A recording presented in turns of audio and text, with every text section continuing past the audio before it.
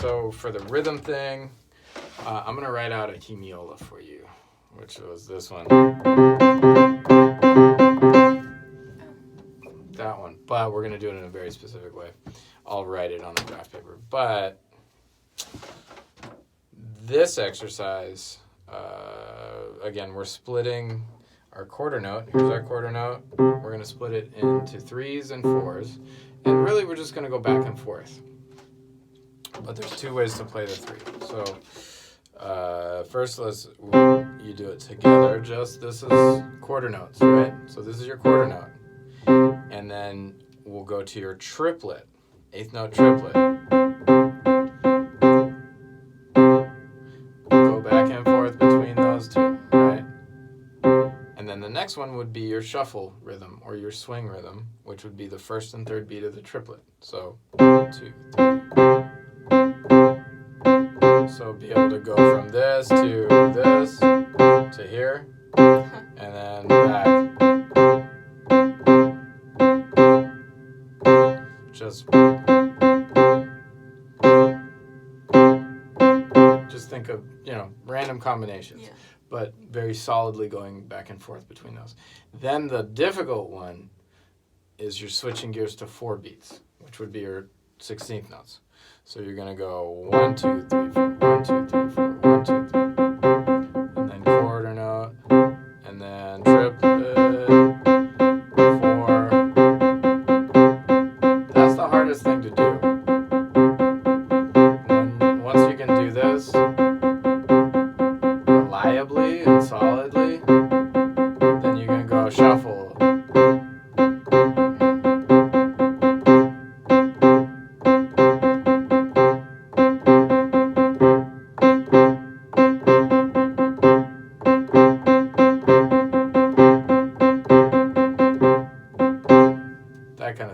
Those are the rhythms that you need to be able to switch back and forth to actually play the solos accurately. I've stayed away from those rhythms on the melodies. But there it is. So let's go to this measure. If we start with measure 15, you have shuffle, 16th, shuffle, triplet. It's a beautiful example. Damn. So if you just repeat that measure just with one note, if we're going to go da, da, da, da, da, da, da, da, da, da, da, da, it's very nicely organized, right? Get that down, and then you can start to do. I'm just playing the C there, but it goes to F, so you might as well.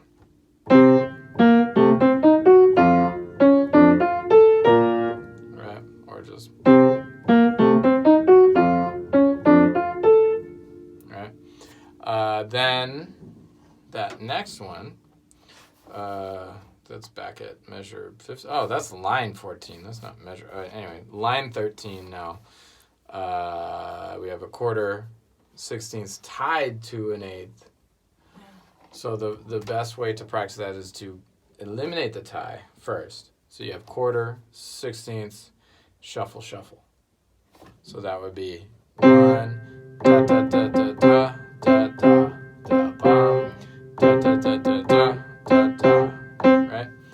And then you hold over to that first beat of that shuffle. So you go da ba ba ba ba ba ba, 1, da da da da. Super awkward. Da da da da ba ba. And then if we play the actual notes, right?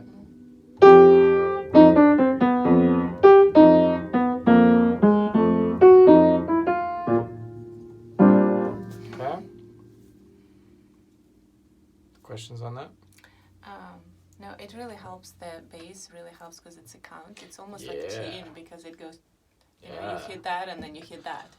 Yeah, it's the whole point of it. Yeah. Now, walking bass. Oh, what's our time? Okay, we're good. So, walking bass as a concept. It's complicated, but it's simple also. So, if we go back to the beginning of the tune, walking bass are quarter notes. You have a starting point, and you have a target that you have to get there. And so the first change here, we go from B flat to C, right? So I need to fill in the time between B flat and C. So I need 4 notes in the B flat realm, but starting with B flat before I get to C. I have to play C on the first beat of the second measure. So there's different ways to do that. The way that it is on the recording, you just play 1, 2, 3, 4, C, right? But to walk around, you want to have some other notes. So what that requires is an understanding of the theory of the song. This song is pretty simple. Most of these songs are theoretically pretty simple. We're in the key of B flat major, so you have to know your B flat major scale. The chord progression in the first part of this, you have a 1 chord, then you go to C, which is your 2, F, which is your 5, D, which is your 3, G6, C2, F5, back to 1, and B flat, and then E flat's your 4 chord, 3, 6, 2, 5, 1. So it's all in B flat. So it's from your B flat major scale, right? So what that means is you're going to largely use notes from the B flat major scale, and probably do that in the beginning, the first go around. Well, just let's see, just watch. So first thing you think about to get between from your where you are to your target. Yeah. You want to get there in an interesting but structurally sound way, right? So you're going to use scale tones and chord tones. Scale tones are notes from the scale of whatever key you're in. Chord tones, if it's B flat major, it's B flat. And we're talking triads because we're bass players right now. Bass players stick closer to the bottom of the chord instead of the fancy notes that are what Charlie Parker is playing. So one way to do it, I can just play my B flat triad. 1, 3, 4. Now I'm at C. 1, 2, 3, 4. Right? Mm-hmm. Pretty plain vanilla, but that's one way to do it. Or I could do scale tones. 1, 2, 3. Oh wait, I was gonna do that. Yeah, I can do that. 1, 2, 3, 4, and then we end up on C, which is our 2. In jazz, a very common and sort of essential thing to do is use dissonant notes. So we're going to use outside notes, or what we call passing tones. So this is the third way to do it. You're going to go like this. 1, 2, 3, 4, 1. Back to C.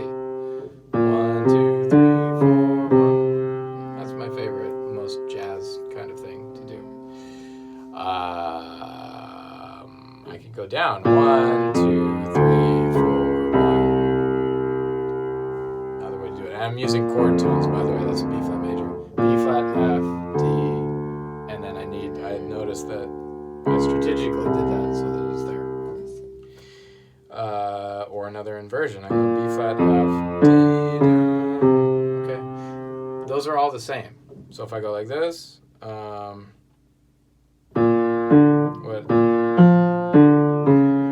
I'm using the B flat triad and then a passing tone.